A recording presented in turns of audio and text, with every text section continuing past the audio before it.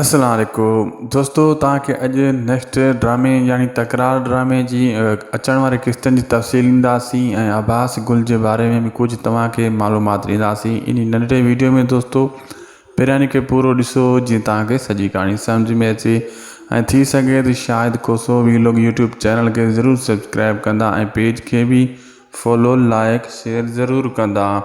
दोस्तों अचण वारी किस्तनि में तव्हां ॾिसंदो त हाणे तकरार ड्रामे जो अक्सर रुख मटिजी वेंदो ऐं जॾहिं मूसा जी एंट्री थींदी पोइ ड्रामे जा अञा 4 चंड ड्रामे खे लॻी वेंदा ऐं अनक़रीब तव्हां इहो बि ॾिसंदो दोस्तों तकरार ड्रामे जूं काफ़ी किस्तूं जेकियूं आहिनि आहिस्ता आहिस्ता हाणे जेका अचण वारियूं किस्तूं आहिनि उन में कुझु नवां एक्टर भी ऐड थींदा ऐं बाक़ी जेका भी हाणे मूसा जी एंट्री कंदो उन खां बाद में नवाब खान जॾहिं बाहियूं भरदियूं जेका उन कमु कया आहिनि ख़ासि करे हाशू जे लाइ ऐं मीर ऐं हाशू जॾहिं मिटरी थी वेंदी त पोइ मूसा जॾहिं इन ॿिन्ही सां विढ़ण जी कोशिशि कंदो छाजे करे मूसा खे गोली हणण वारो त ज़ख़्मी करण वारो त मीर हुयो ऐं उन खां पोइ वरी हाशू ऐं नवाब खान जे चवण ते इहो कमु कयो। लेकिन इन्हनि जे लाइ जॾहिं मूसा ईंदो त इहे ॿई दुश्मन कट्टा दुश्मन थी वेंदा ऐं ख़ासि करे इहे दुश्मन मूसा खे न सम्झंदा लेकिन मूसा इन्हनि खे पक्को पंहिंजो दुश्मन सम्झंदो छाजे करे इन्हनि जे करे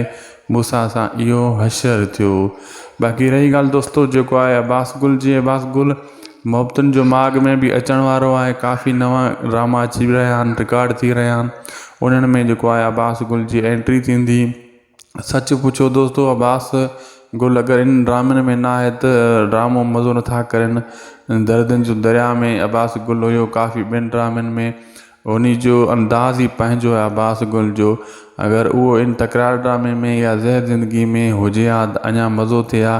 थी सघे थो सीज़न 2 ज़हर ज़िंदगी में मतां हू उन जी एंट्री थिए लेकिन मोहब्बतुनि जो माग में उन जी एंट्री आहे उहा 1 तारीख़ ते उहो ड्रामो स्टार्ट थींदो। दोस्तों वीडियो असांजो पुॻो आहे पंहिंजी पुॼाणी ते असांजे यूट्यूब चैनल शाहिद कोसो वीलॉग खे ज़रूरु सब्सक्राइब कंदा। ख़ुदा हाफ़िज़।